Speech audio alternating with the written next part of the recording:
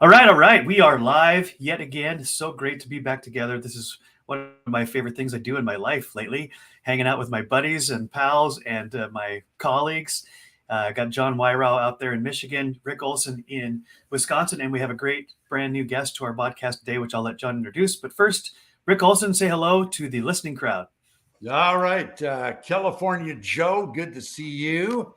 Michigan John, good to see you. And I would agree. We're all living pretty incredible lives, but when we get together to do this, this is about as good as it gets. So very excited to be hanging out with you again tonight, and can't wait to spend an evening with our guests. We have a fabulous guest tonight. It's going to be a very special night. Good to see everybody. Yeah, couldn't agree more. Super pumped. Always, this is one of the things where I can just shut off the outside world for a little bit and just connect with you guys and just discuss some cool things and to really dig into to leadership and all the good stuff we get into. And tonight we've got a friend, a mentor of mine, Mark Sauter with GTP Associates. I met Mark through Frankenmuth Credit Union actually, as he was. And we're both part of a leadership team for a movement called Conscious Capitalism, and that's kind of why Mark was working with Frankenmuth Credit Union, and we really connected. Mark starts talking, and I'm like, man, this guy is everything that I'm about. He's speaking our language. He's speaking the 3Gen language for sure, and moved on to read a book of his. He wrote a book called Bringing Meaning into Monday, which I'm positive will dig into the philosophy behind that and the book itself a bit as well. And I was the coolest thing about connecting with Mark was and especially that book, he put to words this jumbled mess of thoughts that I had in my brain and things that I wanted to get out into the world, and I didn't know how to do it, didn't know where to go with it. And then here comes Mark, who already had a language for it, he had a name for it, he had everything. It's super neat. So we've got Mark Sauter here from GTP Associates. Mark, say hi. Tell us where you're calling in from. Yeah, thanks, John. Thank you too, Joe and Rick, for inviting me into this session tonight. I really appreciate it. I was looking forward to it all day. I am currently in Michigan too, right up the road from Frankenmuth. So John and I are about 45 minutes apart. But as Rick heard me mention earlier, I origin from Wisconsin, his home state, my home state. I get back there every summer, so I look forward to that. But yeah, thanks, John. What brought me to Michigan was Dow Corning, which is now part of Dow Chemical. So back in 1980. That's what brought me out of Wisconsin after school and came into Dow Corning and sort of cut my teeth there, and everything from I wrote about has kind of spawned from that beginning. So thank you for inviting me here.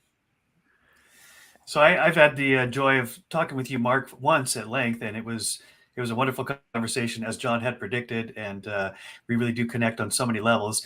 For those who may be tuning into the 3Gen podcast for the first time, we are really about how do we create and empower leaders to be empathetic and compassionate and to lead from their heart rather than just their head, not either or, both and, but put people first and then let the profits expand because of that as a result, rather than starting with profits and working backwards.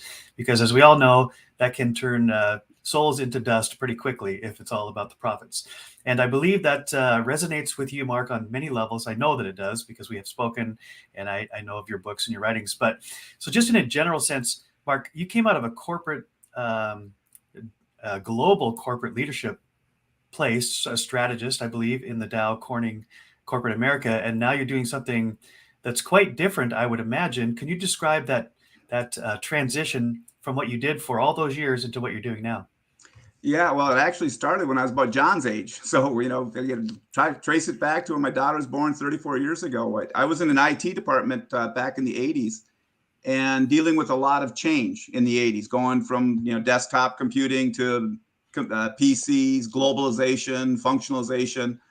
The workplace was getting quite stressful. And that's kind of what spawned me to realize, we have to change the workplace to be a little bit more vibrant, a little bit less stressful, because we take what happens at work out of work. And it affects our parenting, our community involvement. And so I really started this quest of what can we do at work to make work more vibrant. And you already answered it, Joe, as far as creating that sense of purpose and giving people more meaning, bringing meaning into Monday.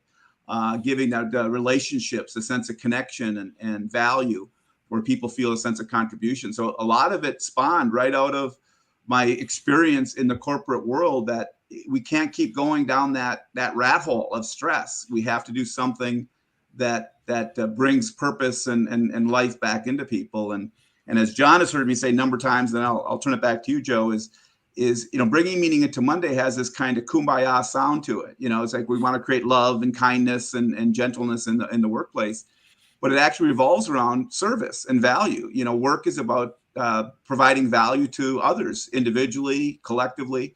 And so it's a rollback to business 101, in terms of we should go to work every day looking to how we can better serve, better work collectively with others. So it's not some new age novel out of the book thing. It's a rollback to the good old what work should look like and be like. So that's what spawned it. I'm proud to be here now, 30 some years later, to talk about it. It's becoming a little bit more. It's a language. I think COVID is, in my mind, has helped to bring this discussion to the forefront even more rapidly than it was for the last 28 years. Very good. So, Rick, this is something you two have been doing for the last several decades. And even though you and Mark are meeting for the first time, it sounds like quite an alignment and an in synchronicity here. So as you hear Mark describe that transition, Rick, and you have seen it from the consulting side, what does your heart and your mind say in response to what Mark just shared with us? Well, it's wonderful to hear the heart of Mark, the vision that you had for seeing work be a much more significant, meaningful place. Probably the seminar that I've done the most over the last 30 years is one called "Are You Fun to Work With?" And I start that off by just asking the question, "Hey, are you fun to work with?" I said, let me answer this for you. Having been in workplaces in 50 states, I've reached a conclusion: not everyone is fun to work with. And when I see that, I'm often asking, why are they not? And I have fun at work. I know Joe does, John does. I sense you do, Mark. It's like, why isn't everybody fun? Why can't everybody bring this sense of lightness to work? And I'm not sure where all that stems from. I think some of it goes back to childhood, when Dad scared the daylights out of them and said, "Kids, we're not here to have fun. We're here to work." And they just brought into this myth that work is this deadly serious thing, and that fun is something you have outside of work.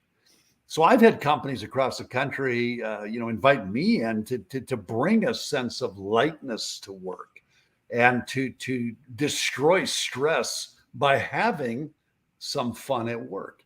And so just to hear you say those kind of things it's a wonderful thing to hear. And one of my thoughts always is, may many voices be raised up to share this kind of message across America, because it's needed everywhere. So I really appreciate your journey. I would like to kind of delve in and ask you about the early days when you had the passion, the vision to move in this direction. Did you get a lot of support within your company? Did they cheer you on? Did they try to stifle you? How did they respond to you? They didn't stifle.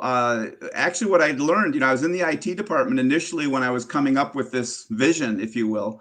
And for a couple of years, I tried to package it under this organizational change management. We have to be more people-centric in how we manage change. Yeah. That resonated a little bit, but it's still coming out of an IT department in a chemical company.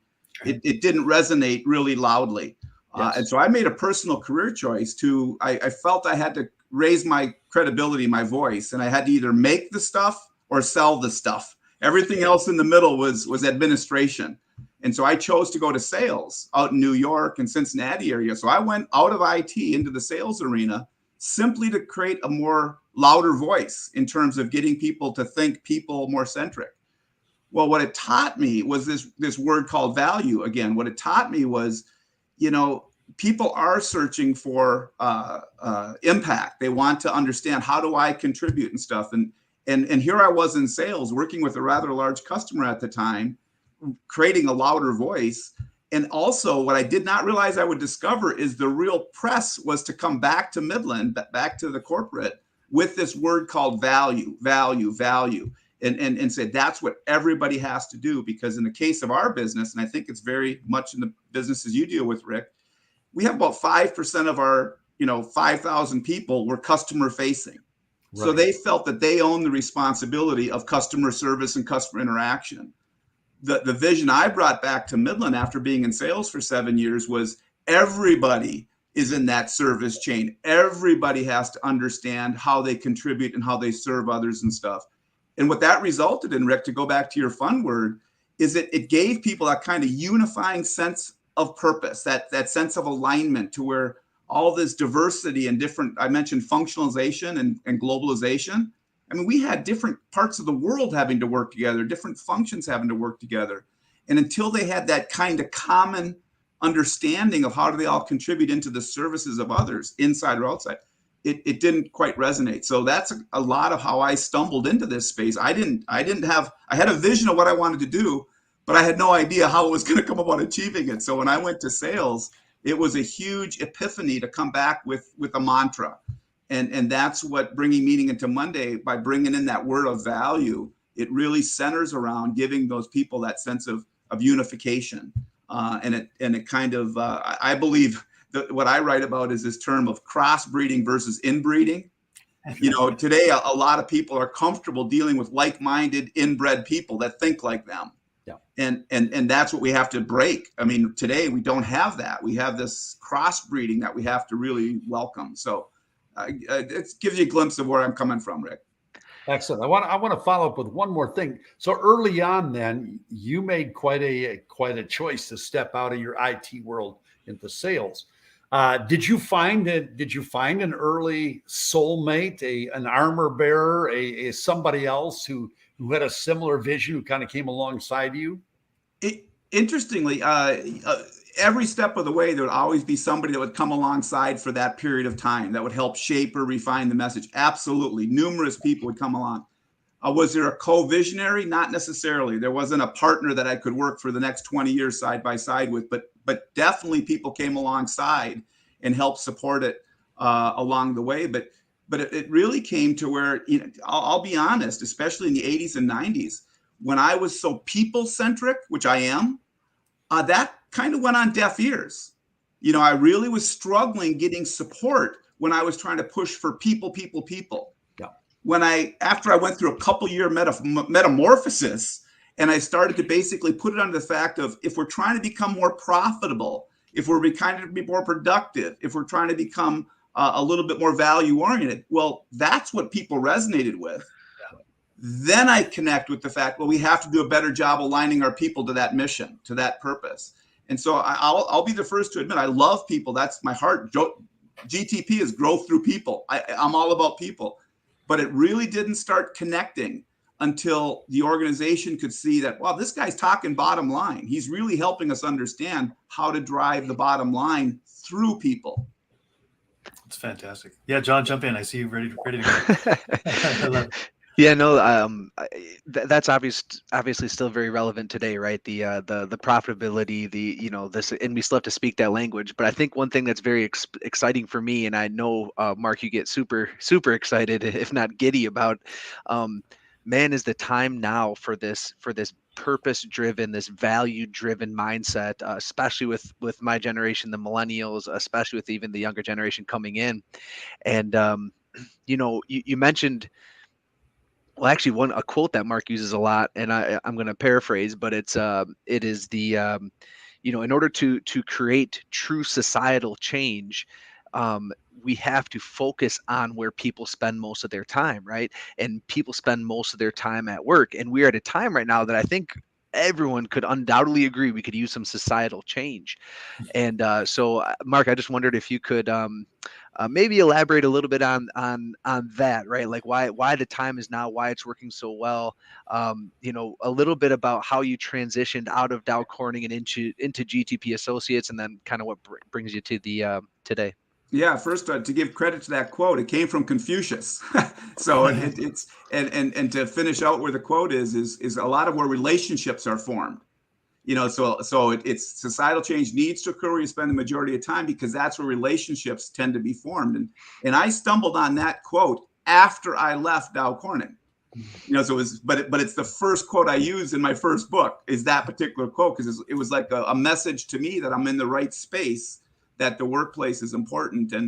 And to John's point, or to my feeling, is there is a lot of social breakdown. And if we try to get people to attend Wednesday night programs or Saturday morning programs, or even frankly to attend church on Sundays, it's kind of in and out. It's a very short temporary period, versus the workplace has a captive audience. They have the people from 8 to 5. They have the people for 40 or 50 hours.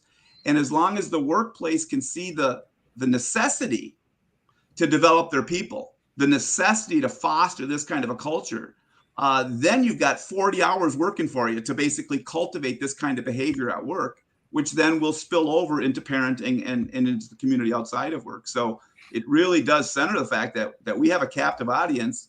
And as long as the organization called work can see how it's in their best interest, their best bottom line interest, to basically learn how to create this kind of cross-breeding culture where inclusion and connection and relationships are a very pervasive point.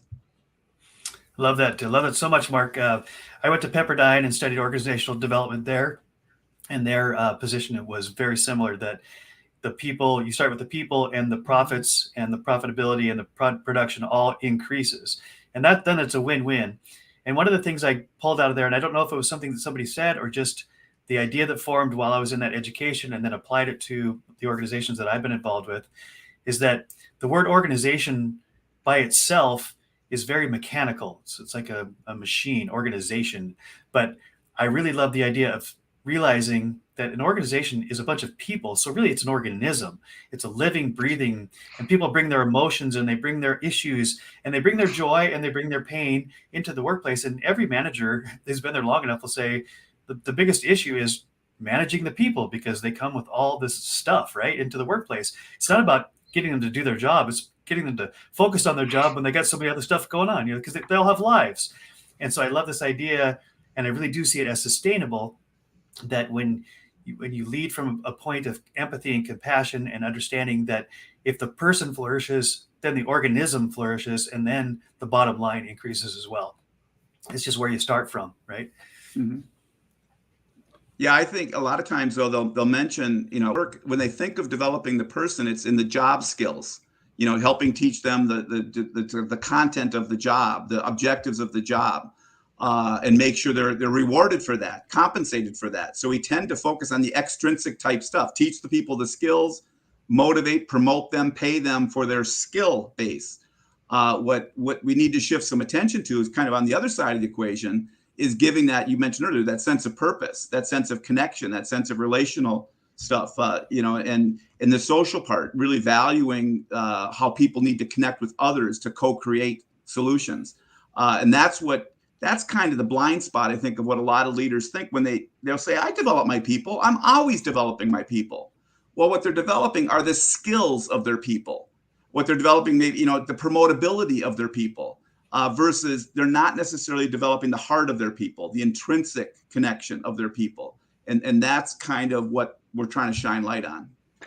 And I love that, because it kind of almost answers. We have Steve Hayes. Thanks for paying attention and asking questions, Steve.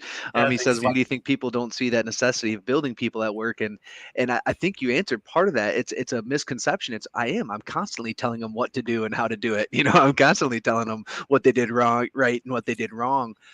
But there does seem to be, we all have this common, and what really draws me to all three of you, and why I know we would connect, is because we have this common vision. We understand that the place of work is a place to not just make lives better at work, but that's going to spill over into personal lives and make your relationships at home more less stressful, right? Because as that stress flows back and forth. So I guess to expand on Steve's question, so why do you think that is, Mark? Why is it that some of us can see that so clearly and want to focus on it, but then sometimes it's like pulling teeth to get other people to understand that it's more than just telling people how to do what to do, but it's developing them as individuals to grow, your growth through people right there? Well, to me, what's just got the misnomer is when they call this the soft side of leadership. You know, the soft side of business is the people. It's very hard to basically work with the different personalities and the different needs, the different cultures of people. I find it like Joe, you said, I found it the mystery. Once the people side was just phenomenal, but where I think it does come into, John, is, you know, we've been trained. You know, at least my generation, in many respects, has been trained on the profit side of business, the content side of business. We have not necessarily been trained on the nurturing side of business, the fostering side. And to use another quote that I use in a book, again, from an Asian gentleman called Lao Tzu, who wrote the Tao Ching, you know, 2,500 years ago, he kind of referenced the best leaders. He had a kind of a hierarchy of the best leaders. They go unnoticed, because when the work is done, the people say they did it themselves. Okay. Versus the next best leaders, catch this, the next best leaders, good leaders, get honor and praise. Okay. And then the next are respected or feared. But the honor or praise, I think in America, we have a lot of leaders who've been cultivated on honor and praise. They're the leader. They're the ones in control. They're the ones commanding attention of others, their followers, so to speak. And what Lao Tzu points to is one step beyond that, where the leaders are selfless, they're humble, they're servant oriented, and they realize their job is to transfer that ownership to the people. And so the people say, we did it ourselves, and the leader kind of fades out. And that's a different leadership style than we teach here in America. Not it's the leadership style Rick teaches, but a lot of leaders don't necessarily get that kind of sense of how to step in the background. So Maxwell, you know, John Maxwell with servant leadership. Conscious capitalism has selfless leadership. I use the acronym BEST leadership to tie into this Lao Tzu quote. But it all points to how to teach leaders to basically lift their people up. And to be honest, that's parenting too. I mean, how many parents like to tell their kids what to do, right? You know, versus our job as parents is to develop the ownership within our children. So by the time they leave the house, they're self-sufficient and they're soaring on their own direction. So I think that's kind of the missing link, John, is not so much people not wanting to develop people. I mean, we like people. It's really having the tangible, conscious skill set to basically understand what that entails. And just a little addition on there, and then I see Rick wanting to chime in a little bit, but just to add into that, a realization I had recently, honestly, and it fits right in with what you're saying.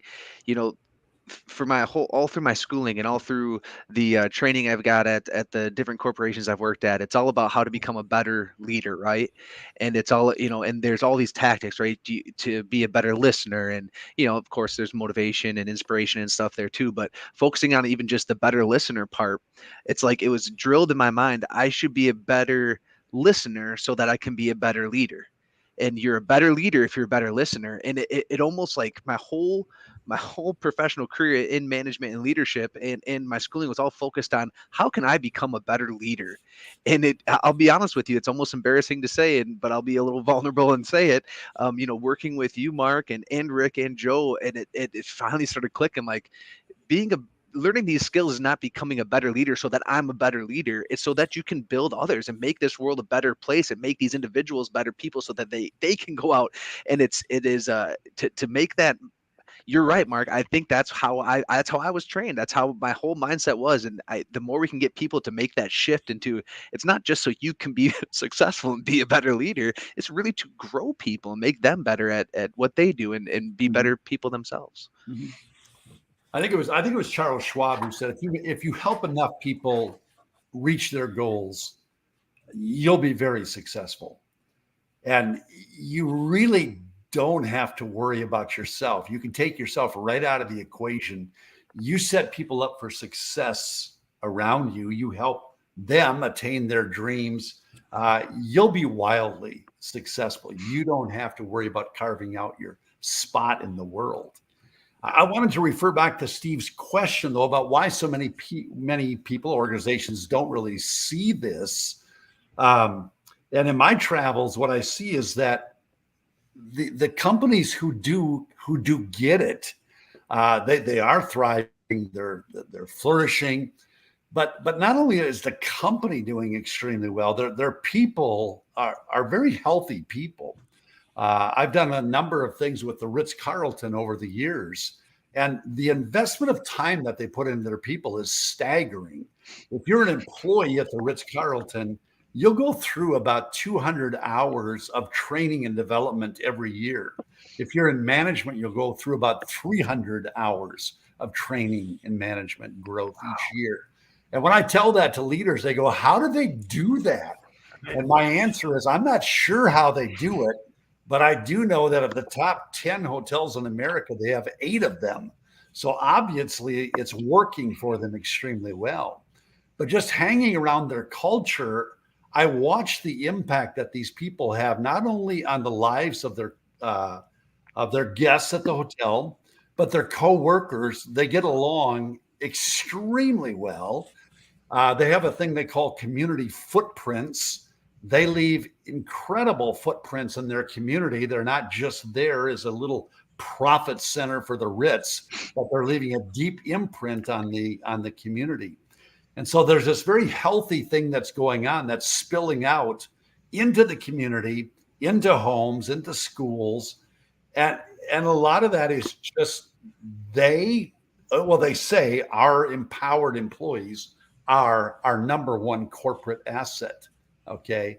So when a company can grab a hold of that and say, it's not our location, it's not our brand, it's not our buildings, it's our people. It's the number one thing that we have going for our business. And so those companies, you see it and you feel it, and the community feels it.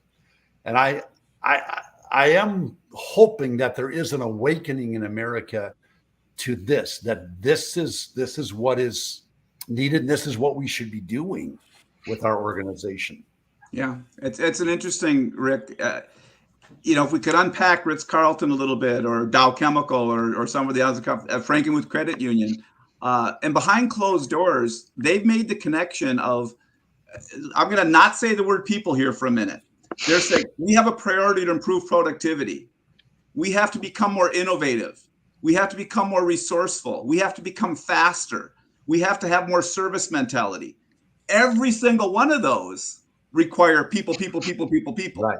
But the point is they've made the connection that in order for us to grow our organization, whether it be service, productivity, speed, resourcefulness, innovation, whatever the drivers might be for the boardroom, the fact if you don't know how to empower and align your people to those particular priorities, you're going to suffer. So I think there's that chicken and egg mentality out there that absolutely it's about the people, but let's be honest, when it comes to work, they've got another driver. Something else is driving them, whether it be profitability, productivity, or whatever.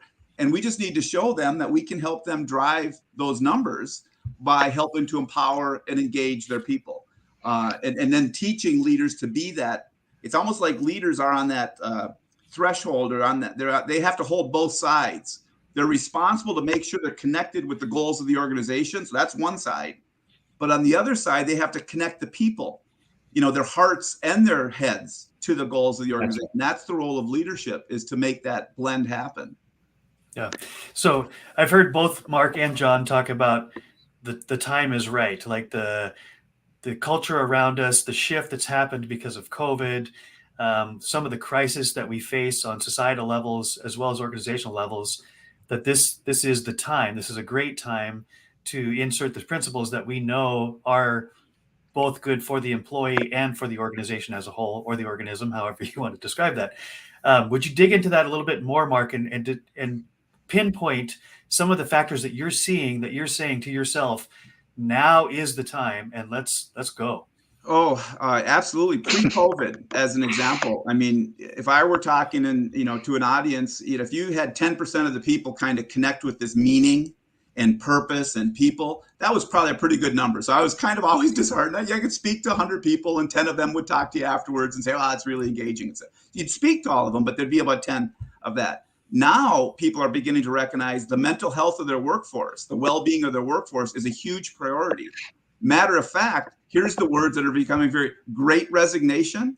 Yeah. The inability to hire and retain people. I had somebody call it the great escape, because people are saying, hey, I require more than a promotion and a paycheck. and an office with a window. I'm looking for something more of my job. And there's a lot of leaders that are mystified about that. They're going, wait a minute. And so I think that's the big thing is, I'm sorry, you're watching the organizations suffer that don't know how to engage and empower their workforce. They're the ones people are resigning and escaping from.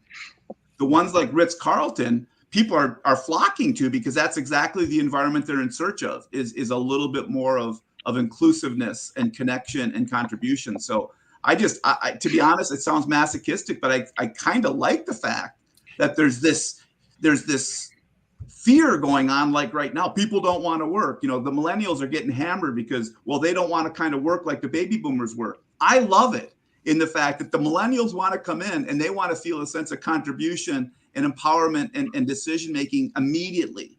We as baby boomers, we were willing to wait 10 or 15 years before our voice would be heard.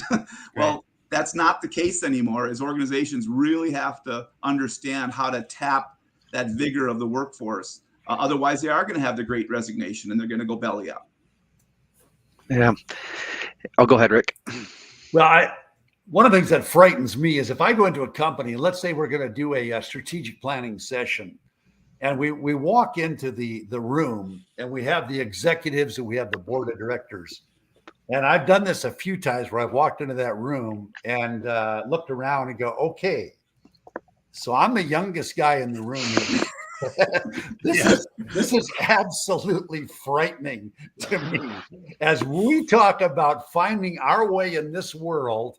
And I'm the baby boomer here, and I'm in the twilight of my career, but I'm the young guy in that room, and that is frightening. So yes. I tell people, if you can't remember when the Challenger blew up, we need you at the leadership table. we need you front and center to help us carve a path out for the future here. And we're missing it when we're not tapping all the creativity and the resourcefulness and the fearlessness of the young workers. Yeah. What I've seen from my observation, and I know it's a limited perspective, but even before COVID hit, there seemed to be quite a few people my age and younger that decided at some point, I don't think a promotion or another paycheck is going to keep me in this organization, because I just feel this sense of I'm made for something more. I hear this phrase a lot. I just sense that there's something more inside of me, and I don't think I'm going to get a voice at the table. I don't think the promotion is going to come fast enough. I don't think people want to hear what I have to say. And they're smart enough, and they've got all the resources of the internet available at their fingertips. So then they read a book like The 4-Hour Work Week or whatever it is, and they jump out of the corporate and go become an entrepreneur. And for those that are built to be entrepreneurs, that's awesome. That's no judgment there. But I was already sensing like, well, if all the really bright, motivated, young executives jump out of organizations to start their own thing, well, where does that leave the organizations who actually are providing necessary goods and services to our world, right, to our society? And then COVID hits, and it just accelerates that whole thing.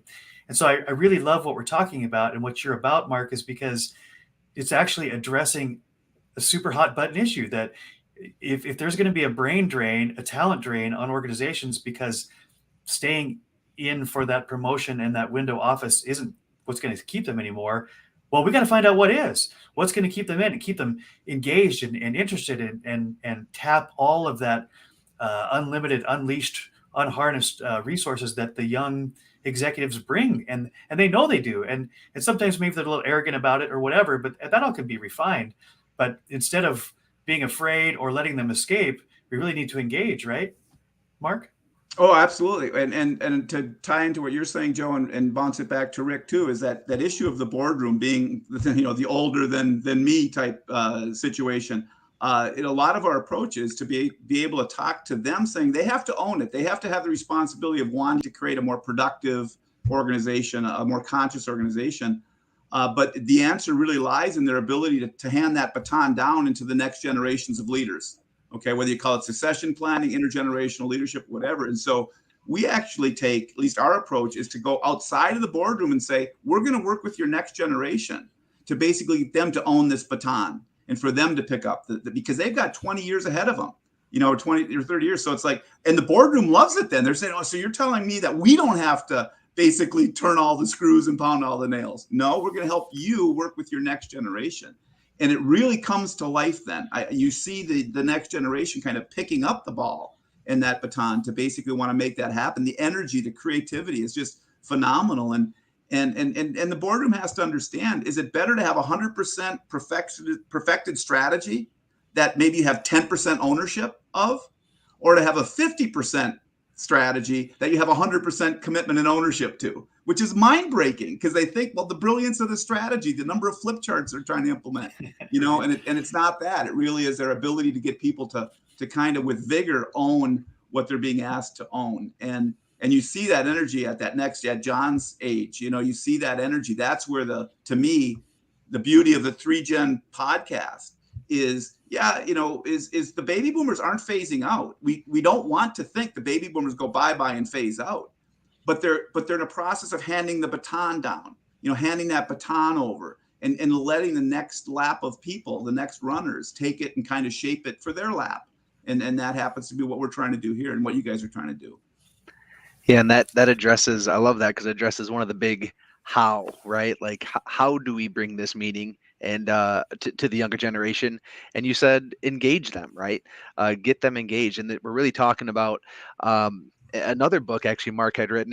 We've been almost talking about it this whole time, and he's been humble and not mentioning it, but it's called Finding Meaning in a Teeter-Totter World. And the teeter-totter, what he's talking about, the two sides are the extrinsic value and the intrinsic value that can be found at the workplace. And so where historically it might have been a little bit more on the extrinsic, right? The paycheck, the bonus, what's that word that doesn't work? That doesn't exist anymore. You're getting paid when you're retired. Pension. Yeah. What? Pension. Yeah, Right. don't What's even know what that? that is. Yeah, what is that? But then focusing more on getting them engaged and empowering them to use their ideas, empowering them to be leaders, right?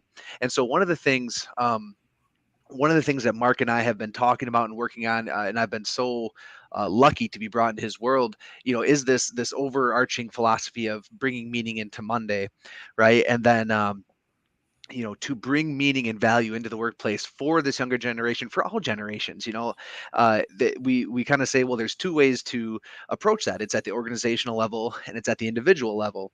And we've mentioned a little bit conscious capitalism at the organizational level, where their four main focuses are purpose, leadership, culture, and then also like a stakeholder orientation, meaning making sure all decisions are being looked at from up and down the supply chain, including your environment, including the local culture, right, the local community, and everything like that. The other pillar then is about individual, your own psychological health. We've talked about psychological health. We've talked about psychological safety.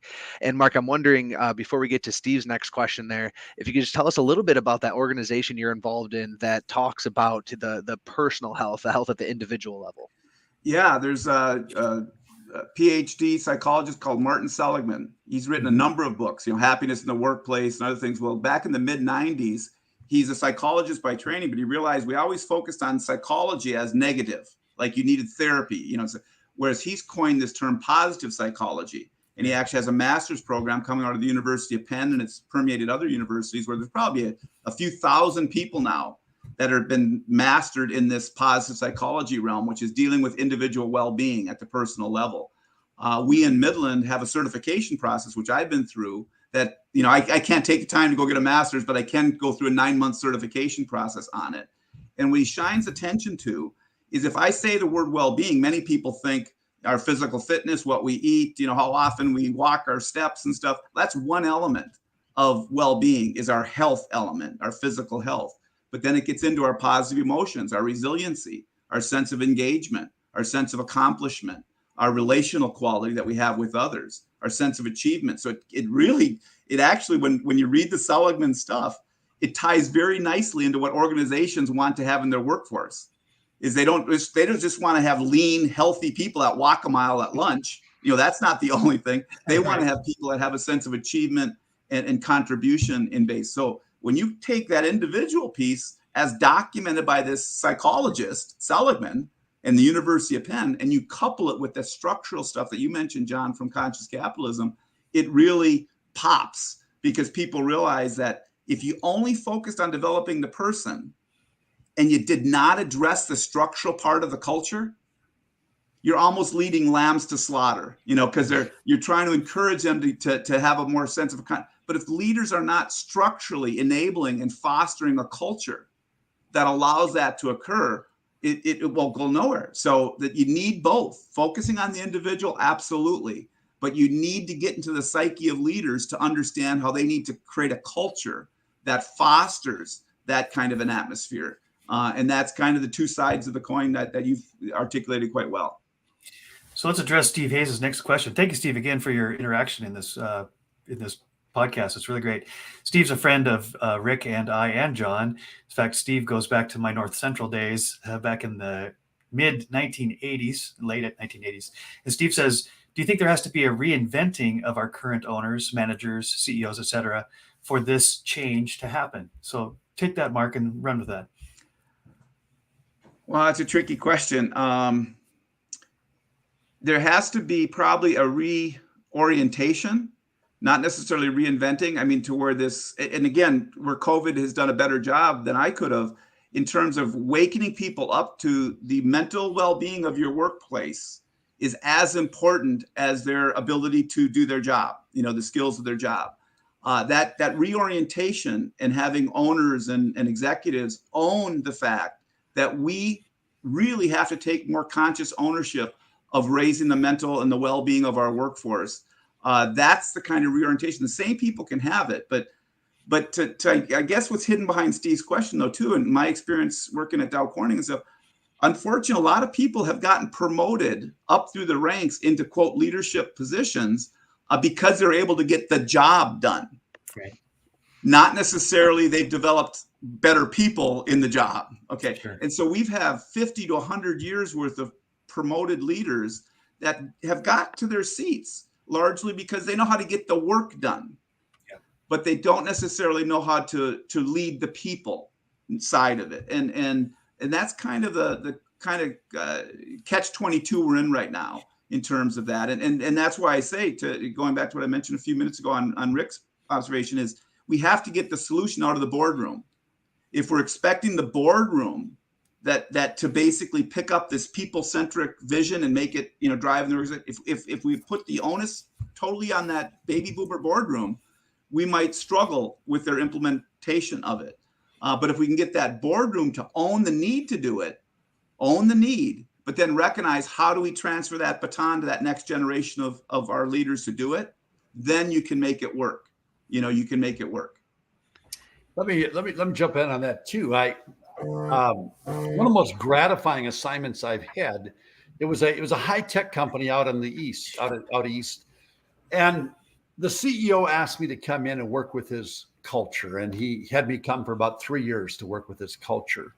And as I'm sharing a message of coaching and mentoring and personal growth and development, and we're talking about empowerment and engagement and purpose and all these things, the people who were there were absolutely stunned that the leader had me come in to address the organization about these things, because that is not a side of him that they had seen all through his years. But I was very proud of this leader because he grew the company from 35 people to about 175. He was probably 2 years from retirement. And I commend him because he knew that what he had done was not going to be something that would be effective going forward in the future. And it needed a new approach and it needed a new message. And so he was secure enough in who he was, even while he was there, to say, I'm setting this company up for the future, and what this company is going to look like in the future is not what it's looked like in the past. And it's not what I was able to do with the company where I was able to bring them. And so I just have a world of respect for this man who secure enough to do it, visionary enough to do it, knew his own limitations. He was very good at what he had done in a limited realm up to that point, but it needed freshness at this point. And today the organization is thriving. It's doing really well. So I'm hoping to see leaders who, if maybe they understand their limitations and say, I'm going to have to reach for some help on this to help take us in a new direction. Yep. Yeah, and I think there's so much going back to tying this in a little bit and going back to what Mark said too. The best worker is not always the best leader, right? The one who put up the most numbers might not be the person to lead the charge, to lead a team to put up the best numbers. But it's a very difficult place to be as a hiring manager of that position, right? You have to decide between, okay, you want this position and you have earned it. You have put the hours in, you put the time, you put the hard work in. You've done some really great things. Here's somebody else that maybe was not quite as productive, but then you see some major leadership potential in this individual. How difficult is that as a decision? And I know I've been there before. I've been trying to hire a supervisor. I'm like, oh my gosh, this person deserves it and then some, but I can see the potential in this person that they still got pretty decent numbers and they have that thing, right? That unspoken already that X factor we used to call it, and now I just call it emotional intelligence. But I think that's kind of what the X factor always was, right? That leader, they were going to be the next leader, and I think this is maybe just like an encouragement to people to. It's not always best to make that easy decision. The easy decision is to promote the person that can show their productivity cards, show their KPIs, and say, listen, I deserve this. Hire me. But to not only make that difficult decision, but I think we have to have that courage also to then sit that other individual down and say, listen, here are the places where you can continue to grow so that you can have that next leadership position. You've got all it takes on the ground, boots on the ground, running that assembly line or whatever you might want to say. But here's why you weren't selected. And I'm going to work with you personally to develop those skills. But everything I just said, oh my gosh, I mean, who has time for that? This is almost a sales pitch. Who has time for that? We do. Hire Rickles and seminars.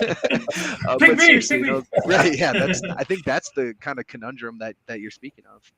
Yeah, John, tying that into and having people see it real time, where they're learning what you just said while they're doing their day job. So they're able to apply some of that stuff, like emotional intelligence, where they have the ability to kind of have those reflective moments, bump into the wall, have 360 assessments. I'm surprised how many organizations still to this day do not have 360 type leadership assessments, and that's one of the best things they could do, is to get that well-grounded view of how you are as a leader from all different vantage points and stuff. But I think, and maybe you touched on it, on this whole emotional intelligence EQ realm. And Steve had mentioned about reinventing or reorienting leaders.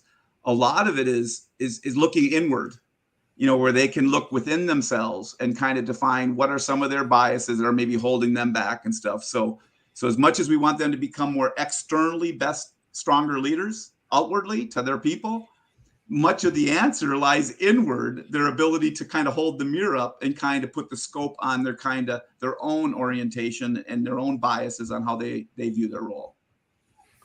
Let me throw another thing in here. All of us enjoy sports. We like sports. We've participated in sports. And if achievement and productivity were the main things that would indicate a person's going to be a great coach, then Michael Jordan should be the best coach of all time. And we could just go down the line. Kareem Abdul-Jabbar should be one of the all-time great coaches. Emmitt Smith should be one of the greatest coaches. And you look around you, who are the great coaches? Oftentimes they were people who sat on the bench. They were people who were Steve Kerr, who was just, he was not nearly at the Jordan and Pippen level for the Bulls. But it's people like this who become these incredible coaches. And so it's not just achievement, and it's not just a life of reaching the highest plateaus. There's something else there that makes these people unbelievable coaches, the ability to draw something out of others. And to me, that's a very interesting world to look at, and then think about that in the business world as well, and who who do we need to promote into higher levels? And it goes, what you're mentioning, and we're repeating it again, but this leadership style of really my job is to grow my people, and to basically infuse in them a greater sense of vitality and vibrancy. And that's a different mentality, and know that by growing my people and really connecting to their heart and their purpose, they'll get the bottom line results. Right. They'll achieve the numbers, but my job is to determine how do I kind of reach inside their soul, reach inside their heart, turn the dial a little bit, and get their blood flow pumping at a little bit of a higher pace.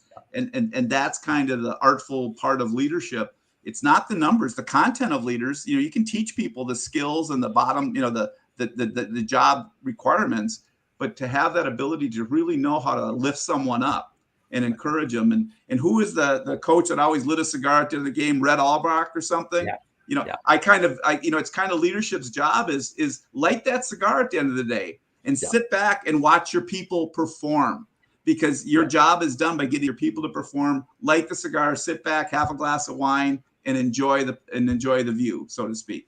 Love it. That's really good. Seems like one of the sticking points from my perspective, and I'd love to hear your take on this, Mark, is that the old adage that you can't teach what you've never learned. You can't give what you don't have. And so it's built right into our podcast here, 3 generations, but a generation who came from a command and control leadership style where it was all about being productive and doing your job, and you don't complain, and you certainly don't bring your emotions into the discussion at work. That's what they were taught. That's what they were given. That's what they learned. So that's how they lead, and that's what's being rewarded.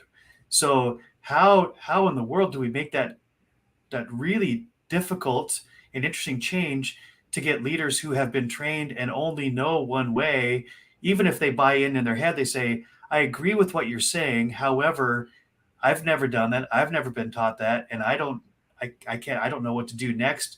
And I don't even know if I can go there because everything in me says, no, I have to do it this way, the way I've always known and the way I've always been rewarded. So what are some of the key things that you found and that you bring into these conversations to help that really difficult shift that say, this is a better way and here's why. And even though you don't know how to do it, you can learn it. Or what do you do in those situations?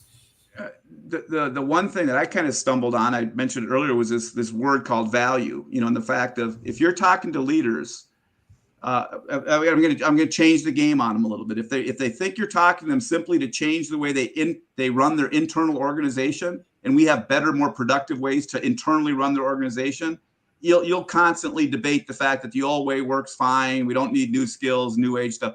But if you change the game to say, are you looking to improve the value in which you give to the market?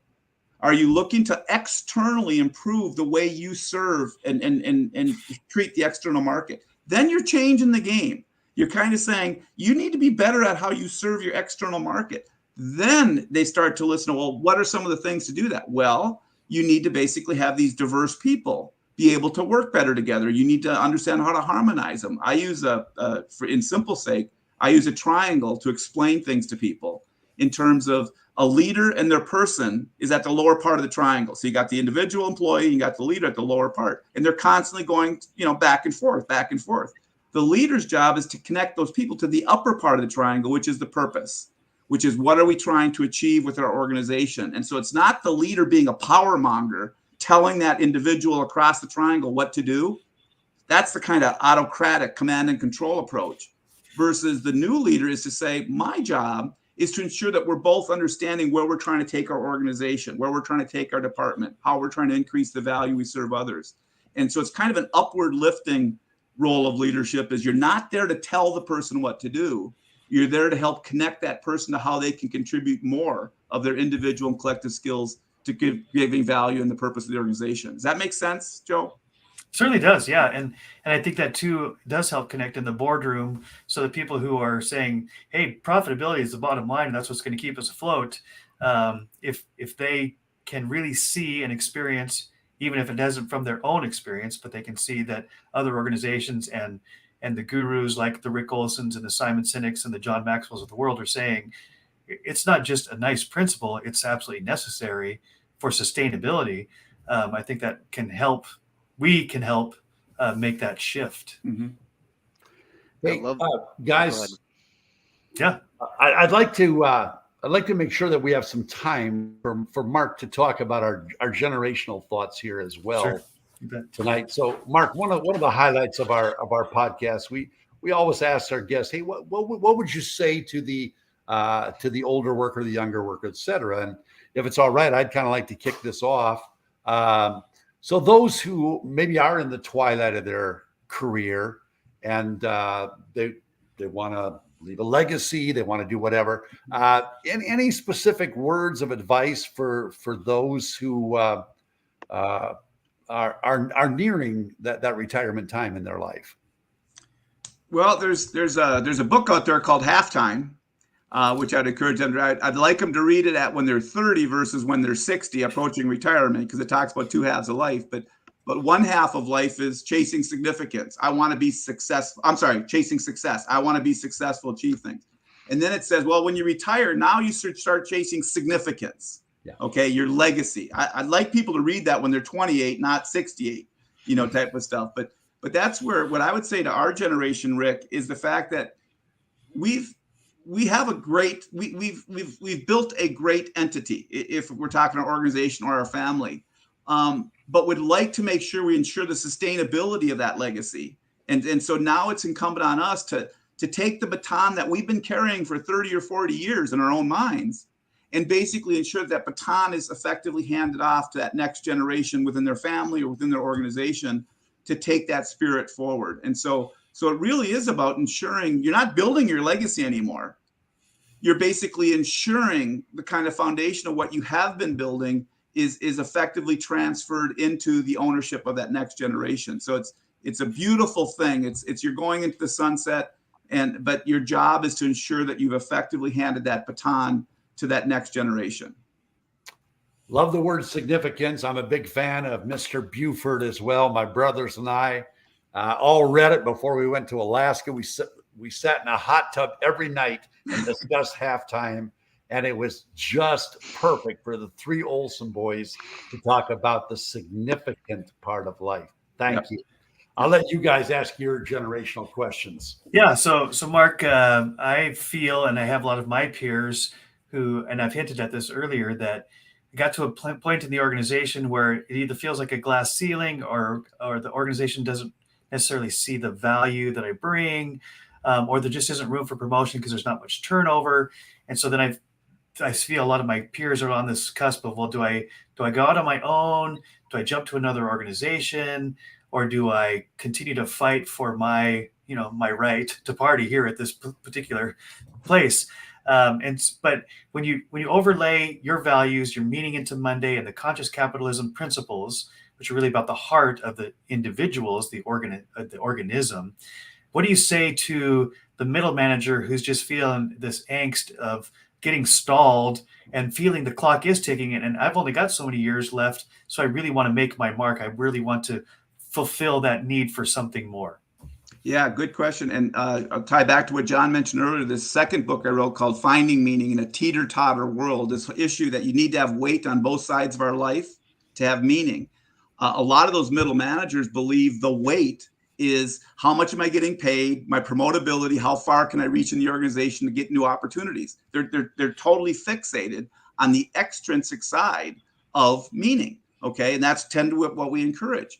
So we need to shift the table a bit and help them understand. This is where the book Significance, or this Halftime book, comes in, is early on help them understand the role that relational quality and purpose and legacy starts to affect. That gets in the intrinsic side.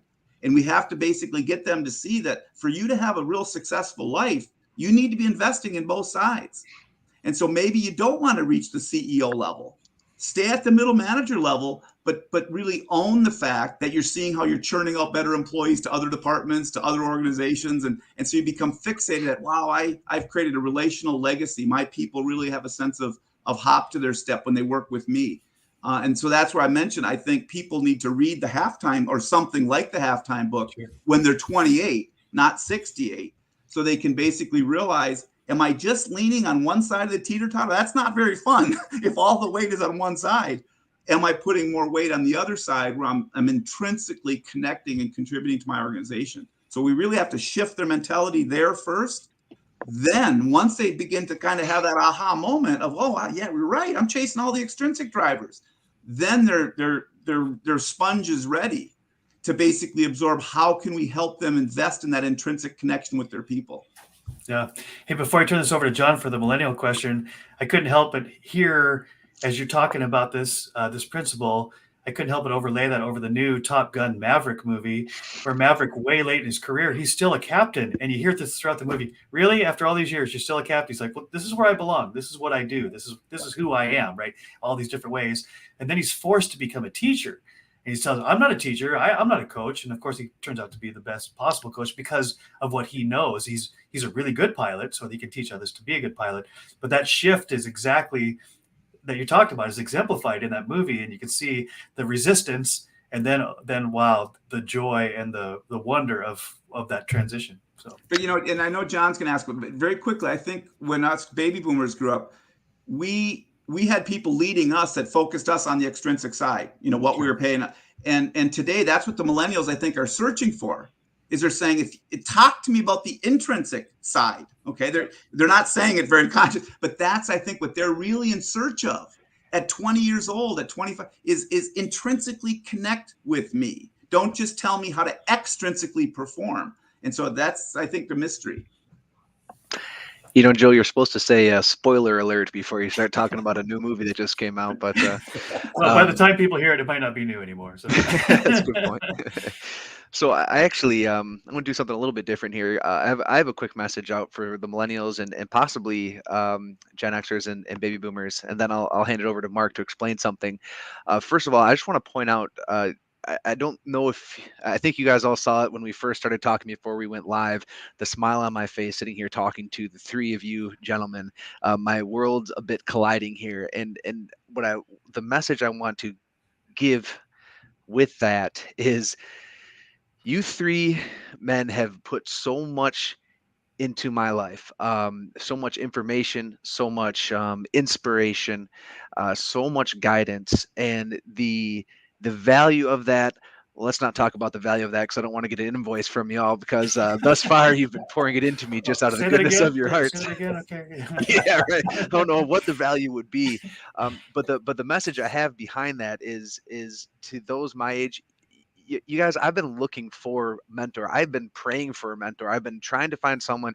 I've had some really good, positive people in my life, but someone to really invest time in me. And I've got three of them now, and I'm telling you, they kind of did just fall in my lap. But I have been searching for quite a while for this. So I want to encourage all the millennials out there, or Gen Zers, or anyone out there who doesn't have someone to even just talk to and bounce these ideas back and forth. There are people out there willing to do this. Now, I think that's the message then I have for the older generations as well, is have you been giving information to someone younger? Have you taken someone under your wing to mentor them in this way that Mark and Joe and Rick have been talking about, to bring purpose and value and the intrinsic side of things into their life? So a big encouragement for anyone out there that is not a mentor, to look for that mentee. And for those of you who have been looking for a mentor, keep on searching. So the kickback to Mark, I would like you to do for the millennials. It's a very specific question. I wonder, Mark, if you could end us off with explaining your hot air balloon analogy. Now, you guys have to talk to Mark. You have to love analogies and metaphors, which I do, because the things that we unpack are hilarious. But specifically, he's got something that I think is really good for someone of my age to hear, and it's about a hot air balloon. Could you take that away from me, Mark? Yeah, it's a good way to wrap this up too. It's growth through people. The whole intent is to grow people, and I believe there's like 4 stages of how to help people grow. The first stage is, we have a very cluttered garage called life. We got all these toys and things, and it's very cluttered.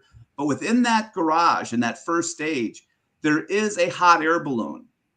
It's a dream. It's a belief. It's an opportunity. However, it's a deflated hot air balloon folded up in a crate in a very cluttered garage called life. We don't even know we have it, but we have it. And so that's the first stage, is this: our life is so busy with things, we lose sight of, we have this burning dream, and I call it a hot air balloon. Well, that moves you to the second stage. Once you begin to own the fact that there's something inside of me that's unique to me, the second stage is finding opportunities to fill your balloon. How do you put more air in my balloon? How do I have mentors? How do I get into situations? How do I fail and fail fast and fail often? As long as I'm learning how it helps to shape my balloon, and it puts air in my balloon. So you get this big balloon beginning to start to form. It's beautiful, this balloon. Well, then you move to the third stage. If you've ever been to balloon fairs, the balloons are tethered to the world. Okay, the balloons are all filled up. They're great. They're looking beautiful. You've got the ducks and the seagulls and all the views of these balloons, but they're tethered to the world. This is the most important stage because we have to detether ourselves. We have to basically become more self-aware, cut those tethers strand by strand to eventually release the balloon, because stage 4 is soaring. Is now that balloon can go where that balloon was meant to go. Whether you look at it from a faith perspective, a divine perspective, or simply your dream perspective, is you have to be able to release your balloon from all those worldly tethers to basically go where the flow is meant to go. So to me, that's growth through people. That's bringing meaning into Monday, in terms of that's what we're trying to basically help to cultivate within our employees. Thanks, John. Thank you. Outstanding. All right, so we're overtime, which is fine. It's all good, but I would like each person to give a chance to wrap up whatever your thoughts or ideas are, and then I will close it out after Mark. So go ahead, John, then Rick, and then Mark, and then I'll close. Yeah, I will say, just Mark, this interview has been great. We've talked at length, and we could have recorded probably 51-hour podcast in the amount we've discussed. But I just want to say thank you so much for taking time with us tonight. But thank you so much for taking time and believing in me, and all the effort and energy and time you've given to me. I don't know if I'll ever be able to thank you enough, but thank you. Mark, an honor to meet you. From afar, I've been a fan for quite some time, and it's just great to spend the evening with you. I see the huge impact you've had on John's life. It's fantastic, and it's very heartwarming for me to know that you and your message are out there in our world, making a great difference. And so God bless you in all your ways, and a real joy to meet you tonight. Thank you.